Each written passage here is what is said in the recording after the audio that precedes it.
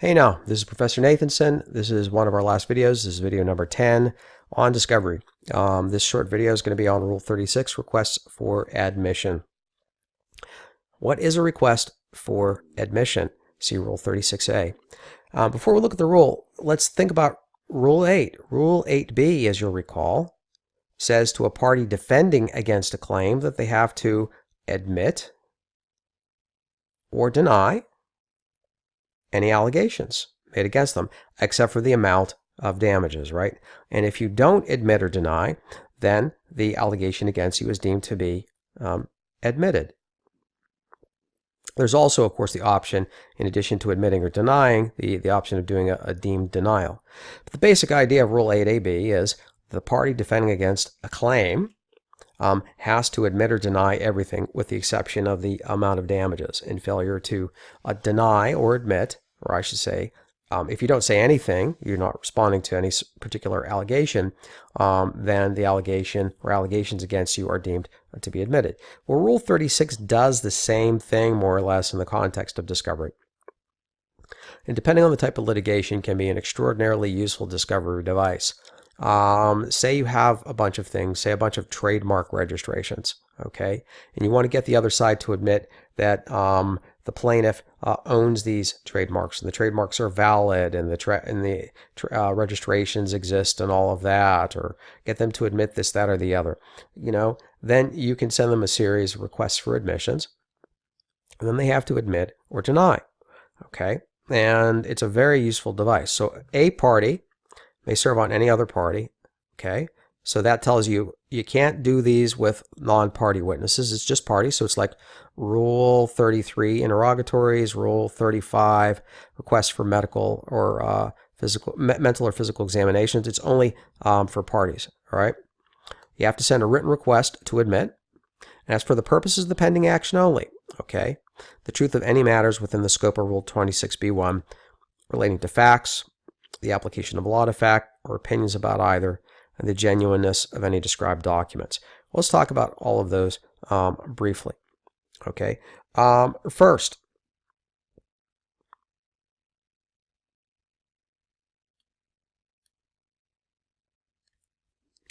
an admission under Rule 36 is only for the pending action only. So if somebody admits something in an RFA, a request for admission, that doesn't mean they're admitting it for all purposes or in other actions. It's just for the pending action. Second, you can ask somebody in an RFA more than just admitting the truth of facts. You can also, okay, ask about the application of law to fact or opinions about either. Okay, so application of law to fact, that would be saying, well, here's an application of law to a fact. Do you admit that this is a correct application of law to fact, right? Opinions about the application of law to fact, or opinions about the facts themselves, right? And that should remind you of something that's very similar to contention interrogatories in the context of Rule 33. So you can do something very similar under Rule 36. And one nice thing about requests for admissions is that they're unlimited. There was some talk a few years back about making a default limit on the number of RFAs, but that amendment did not go through. So whereas Rule 33 interrogatories is limited to 25 interrogatories under Rule 33 for any one party against any other party, right, including discrete subparts, they're limited to 25. RFAs are not limited at all, except, subject to the proportionality requirements and other requirements under 26b1 and 26b2. I think 26b2c. Verify it yourself, dealing with, when discovery is too burdensome or cumbersome or duplicative. Okay, here's something else you can do with a request for admission. You can get the other side to admit the genuineness of a document, right? So think about it. During informal investigation, right, you can always do that. Go back to the first video. Or during formal discovery involving document production under Rule 34, all right, you're going to end up with a lot of documents that came from the other side. Maybe you found something on the internet, right? Well, that doesn't mean it's real just because it's on the internet. And maybe you found something in a document production, but that may not be like, say, the final version of a document or whatever. Well, as you'll find out under the FRE Federal Rules of Evidence next year when you take evidence, that a document normally has to be authenticated before it can be admitted for purposes of evidence at trial. And that means generally, and I'm not an evidence prof, but basically it means you need to get somebody who has personal knowledge of the document, particularly the creator of the document, to confirm, to authenticate that that's the real document. It's a true and correct copy. That's the document they created. Yes, that's their signature, and so on and so forth. Well, you can do that during trial, and it can be pretty, time consuming. Or, if the document came from a party, all right, just ask them to do it as part of a Rule 36 request for admission. Okay. And actually, as you go through the rest of the rule, it's very similar to Rule 8. Each matter that you're requesting an admission from must be separately stated. Okay. Request to admit the genuineness of a document must be accompanied by a copy of the document, right? Unless it's otherwise been furnished or made available. That makes sense too. How can you admit the genuineness of a document unless you can see it, right?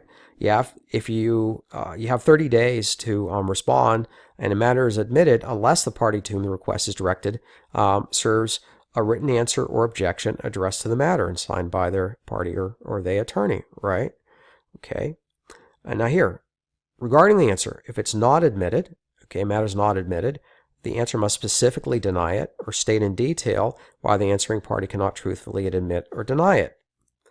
Denial has to fairly respond to the substance of the matter, all right? And under good faith, you have to qualify your answer or only deny part of a matter. Then you have to specify the part admitted and qualify or deny the rest. So, the standard here is a little higher than under Rule 8, right? And that kind of makes sense because we're not at the pleading stage before parties have had the opportunity to do full investigation and discovery. Oftentimes, requests for admissions will be done much later after parties have had a chance to build their prosecution or build their defense. Okay, what about deemed denials? Okay, answering party may assert lack of knowledge or information as a reason to fail to admit or deny only if the party states it has made reasonable inquiry and the information it knows or can readily obtain is insufficient to enable it to admit or to deny. Okay.